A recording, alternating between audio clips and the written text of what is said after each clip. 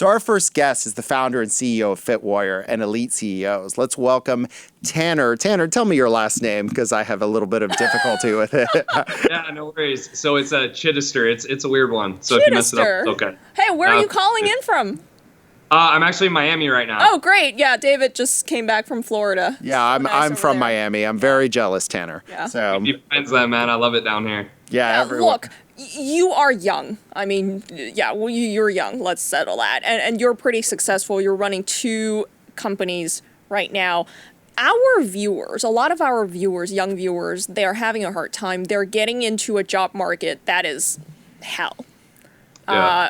How realistic is it for our young viewers to replicate something that you did?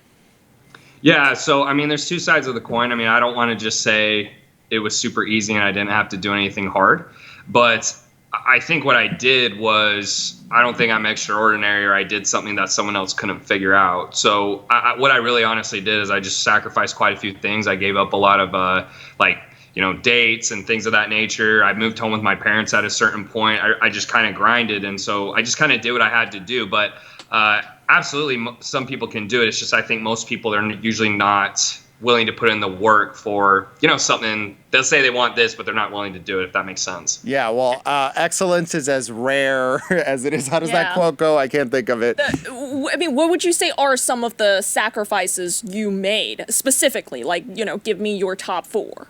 Sure. So, I mean, definitely time. When you start a business and you're running the entire operation, I mean, imagine if you guys had to do the whole show by yourself. Oh, yeah, we would die. Exactly. So you're going from 10 to 12-hour days instead of maybe now I only work like 4 if I want to. So I'd say time. I would say definitely finances. I was working a job as a server for 4 to 6 hours a day just so I'd make enough to pay rent. And then the rest of the day I'd work on my business. Social life, definitely. I actually had a time, it's a joke with my parents that a girl wanted to hang out. I say, it's 1 half hour there, half hour back, 2-hour day. I was like, no, I got to work. So I'd say those are the top 3. After that, I guess the other thing would just be dealing with people's criticisms. My ex-girlfriend said it was not a good idea. She said some choice words. My family just wasn't that excited about it. So. Yeah. So Tanner, tell us about your businesses. Sure, yeah. So one of them, FitWarrior, that was the initial business I built where I was helping people get in shape, losing weight, nutrition, etc.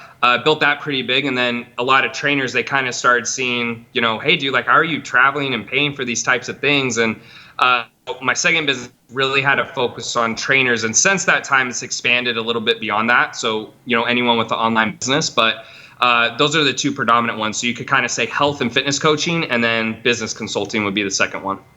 So we want to know, what do young people need to know when they're starting out? It's hard, isn't it? This isn't easy. This isn't glamorous sometimes. Some people call it the drunk walk of entrepreneurship. Tell us about your journey.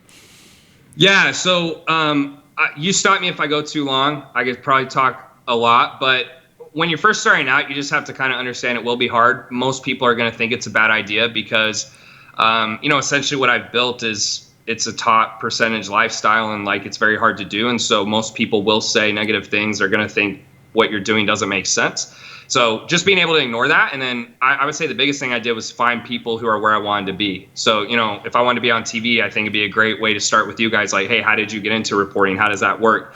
It's kind of the same thing with everything in life. So sometimes people overthink it, but if you see someone doing what you want to do, if you can get in contact with them or pay them, it's usually the best way to kind of get to where you want to go. Yeah, well, my answer to people who ask me that is luck. I was really lucky. But I do want to ask you, Tanner, is when you say you need to be able to ignore what other people say, how do you know you're not ignoring the crucial thing? Because there are things other people say that are right.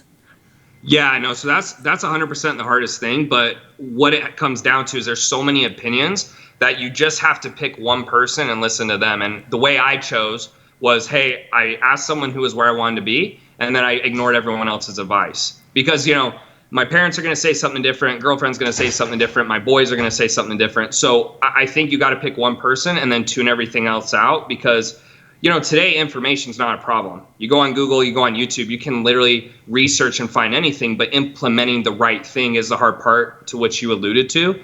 So it really comes down to find one person, only listen to them, and then ignore everybody else. Yeah, if I could paraphrase you, Tanner, I think what you're trying to say is find one person or maybe two people who have been through what you want to go, not just some random person who got no idea what you want to do even. Correct. And like, my parents, I love them to death, but, my dad had never done this. So his advice, quote unquote, didn't matter here. When it comes to making a family and stuff.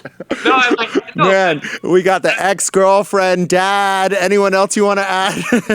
No, but don't get me wrong. Like, I love my dad, but it's just like you need to find one person for each part of life. And so like my dad has done an awesome job building a family, and like my mom loves him very much. They have a great marriage. So I always ask him for advice on that. But in terms of business, it was like I need to find someone else. So I am impressed that you're an entrepreneur who's able to stay in shape, quite frankly, because I think I'm a little soft in the middle because I work too much. And evidently you're proving to me that there is no excuse, Tanner. Yeah.